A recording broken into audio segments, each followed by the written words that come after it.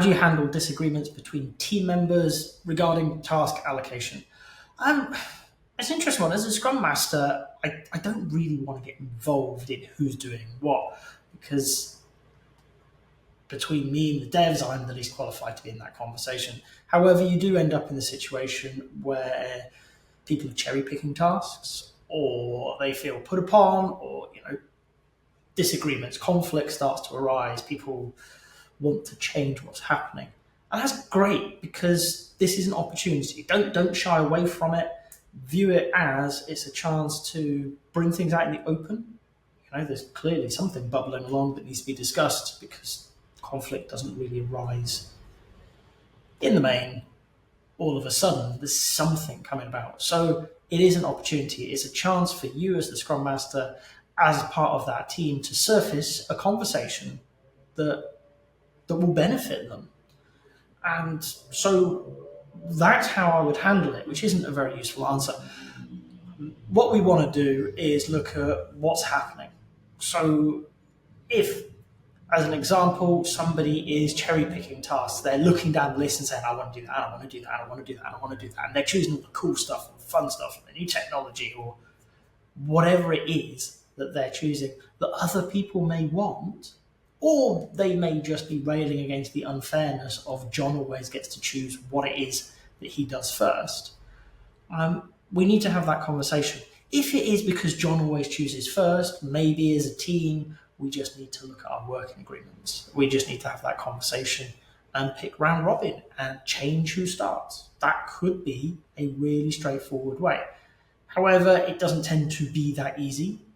Instead, we need to be starting to look at, again, it's the working agreements, but mechanisms within the team to make things fair. One of my favorites was working with a team, and one of them used to pick a particular type of task. Now, I'm not going to tell you which, because if they or a colleague reads it, they will know instantly who I'm talking about. And we recognised it, and we weren't a fan as a team that this was happening, but the person who did it, they weren't a bad person. They understood what they were doing. They just liked working on that type of work. It made sense to them. It was their comfort zone. So we introduced a golden ticket. And what that meant was every sprint, everybody got a golden ticket. They could use their golden ticket to decide they were going to be working on a task. So you didn't tend to use them that often, but if somebody had taken a task that you really wanted to do, you could spend your golden ticket.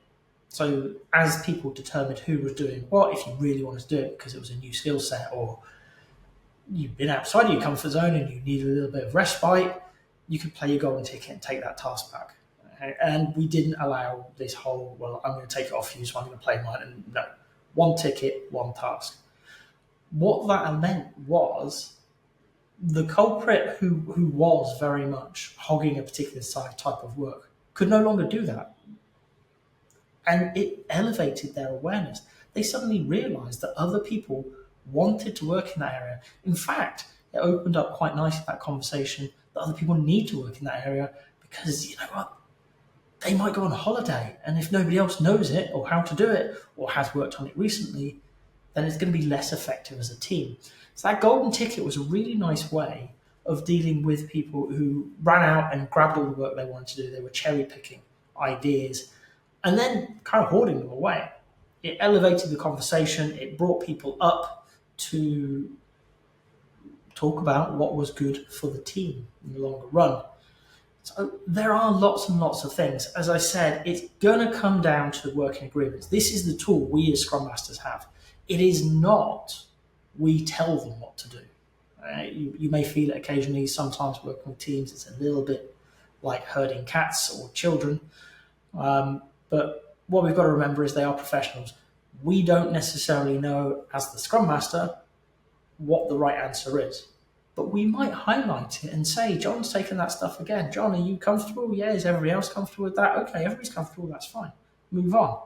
But if somebody says, well, actually, it's okay, well, let's take a moment out. Let's just pause everything and talk about this. It's an opportunity. This isn't a detailed, difficult conversation. At least I hope it isn't. It's just recognizing that there's a different way of doing it.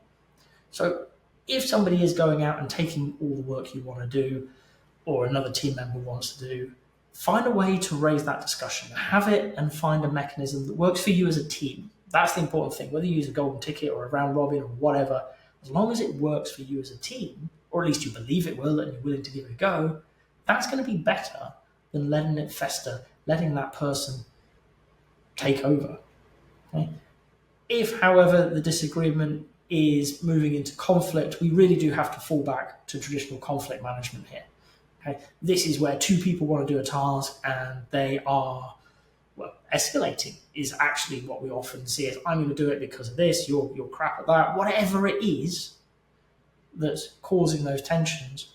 As a Scrum Master, we need to first of all settle things down. So try and remove the emotion from the situation, get people to look at it more dispassionately, more objectively, and together come up with that answer. Either the two warring parties, for want of a better phrase, or as a team, have that conversation. What a surprise, it's going to come back to a conversation again. Okay, this is what needs to happen. Why do you feel that you're best placed to do it? Why do you feel you're best placed to do it? Okay, can you, within that, find a way forwards? Maybe one person takes it, maybe you work on it together, maybe a third person takes it and we just remove the problem from the area completely. But however it is, you need to have a conversation, you need to raise it. Spent 20 years in the world of work, there's been very, very little that has concerned me. We can have good arguments with good people. Right? We're there trying to do our best job. We're not there trying to upset other people and make their lives harder. Sometimes what I need to do to further my career steps on somebody else's toes. Okay? I'm not going to enjoy it. I may still do it, don't get me wrong, but I'm not going to enjoy the fact that they've been harmed by what I'm doing. And actually, by bringing it back and having that conversation, I will hopefully appreciate their side of the argument more, and we can find a way forward. And very often, this is the role of a Scrum Master. Okay? It's not telling people what to do. It's not making decisions on their behalf. It's bringing people within the team or the entire team together and saying, here's a thing. You are professional problem solvers. You have the autonomy to solve how you do your work. Here's a thing you need to talk about. How do we work out what's best for you and for the team? And let's do that. Let's give it a go. Okay? And remember, it doesn't matter what you choose, as long as it moves you forwards. And you take the opportunity down the line to inspect and adapt if appropriate. Just because you chose to do that this time doesn't mean it is immediately the thing you will always do. Okay? Any decision about assigning work, any decision within the team is always an ongoing experiment, which as a team you reserve the right to pause whenever it makes sense.